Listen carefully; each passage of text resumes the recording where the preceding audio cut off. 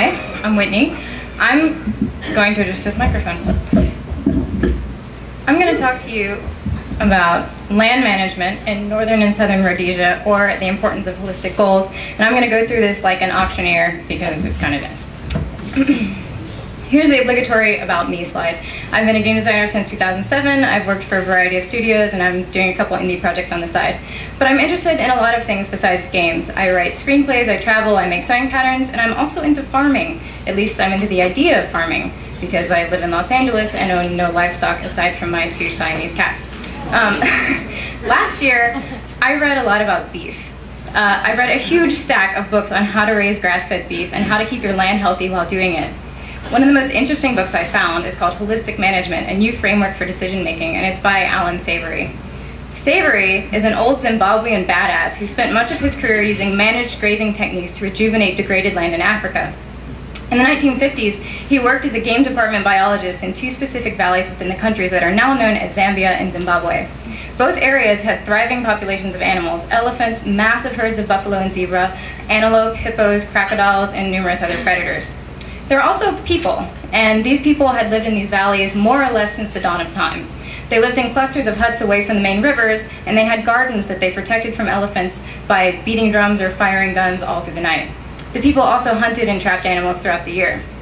But the government wanted to make these valleys into national parks. They didn't want any humans around hunting animals or beating drums and scaring them. So they kicked the indigenous people out, and they replaced them with ecologists, naturalists, and tourists who were under strict orders to never disturb the animals or the vegetation. So they had their national parks, but something they didn't expect happened. As time passed, miles of riverbank became bare.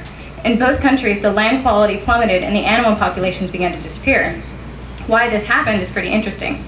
Essentially, the change in the human behavior changed the behavior of the animals that feared them, and it broke the ecosystem that keeps grass, herding animals, predators, and people all happy and thriving. When herding animals are threatened by a predator, they bunch together and they stomp the turf in a way that disturbs the soil, turns in new grass seeds, and compacts the soil again on top of the seeds, just like what a gardener would do if they were planting a new seed. Their specific brand of stomping under predation was vital to the health of the land, and when the indigenous people were kicked out, the balance was disturbed. The Rhodesian governments thought that their goal was to create a national park, but that wasn't a holistic goal. A holistic goal is the answer to the question, what do I value most deeply? You can create a holistic goal for anything that can be considered a manageable whole, an individual's life, a school, a company, or even a single project. The real goal of the governments was not make a national park. It was probably something like allow the land and the wildlife populations to thrive. Holistic management is highly results-oriented. Maybe even if the governments had checked their decision to create the national park against a holistic goal, they would still have gone ahead with their plan. But when the new restrictions began to harm the land, they would have changed course instead of focusing too heavily on the how and not the why. Games are also complex ecosystems. We're all familiar with how easy it is to lose focus among individual design goals and the constraints of development, and it's easy to let change of decisions create more work for you or trap you in crunch. Here's an example from Black and White's development. Apparently, the creature's AI was an absurdly complex neural network model with nodes that turned themselves on but could not be directly controlled. There were certain lifelike actions the creature was supposed to take if the conditions were right, but in practice, it would never do. So they worked on this for months. They tweaked the system for months, but they could never get the neural model to cause the creature to make these lifelike decisions. They were focused on a perceived goal of have the creature learn things realistically, instead of the ultimate goal of the player should feel like the creature is a living thing.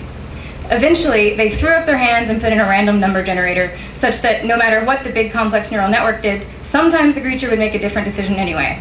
It involved less naturalistic learning, but it felt more real. Perhaps they would have saved time by checking their initial approach against a holistic goal.